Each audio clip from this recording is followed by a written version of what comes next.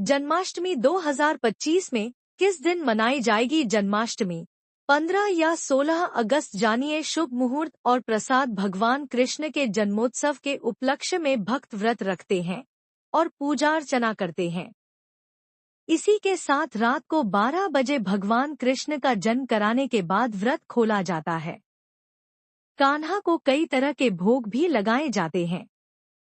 आइए जानते हैं इस साल किस दिन मनाया जाएगा कृष्ण जन्मोत्सव। इस साल श्री कृष्ण जन्माष्टमी 16 अगस्त 2025 को मनाई जाएगी।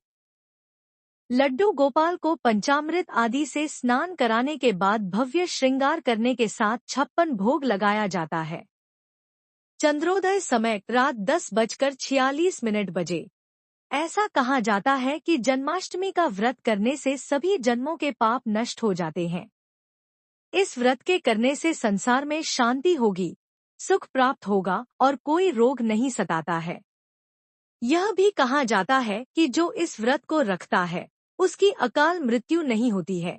भविष्य पुराण में भी कहा गया है कि जो इस व्रत को करता है वह पुत्र, संतान, आरोग्य, धन धान्य, सद्ग्रह, दीर्घ आयुष्य और सभी मनोरथों को प्राप्त करता है। जिस देश में यह उत्सव किया जाता है वहां जन्म मरण का फेर नहीं रहता है। जिस घर में जन्माष्टमी पर व्रत किया जाता है वहां अकाल मृत्यु नहीं होती और न गर्भपात होता है। वैधव्य, दुर्भाग्य और कलह नहीं होता। जो एक बार भी इस व्रत को करता है वह विष्णुलोक को प्राप्त होता है। इस व्रत के करने वाले संसार के सभी सुखों को भोगकर अंतम विष्णुलोक में निवास करते हैं।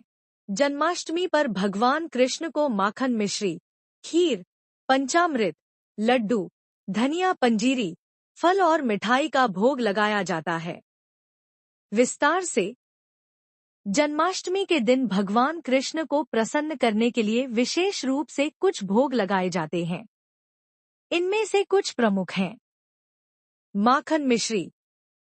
भगवान कृष्ण को बाल रूप में माखन और मिश्री बहुत प्रिय थे, इसलिए जन्माष्टमी पर माखन मिश्री का भोग अवश्य लगाया जाता है।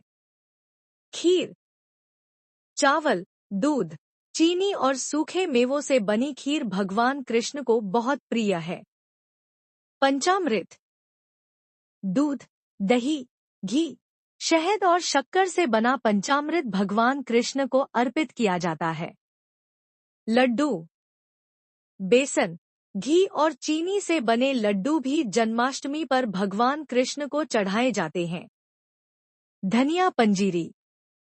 धनिया, चीनी और घी से बनी पंजीरी भी भगवान कृष्ण को बहुत पसंद है। फल।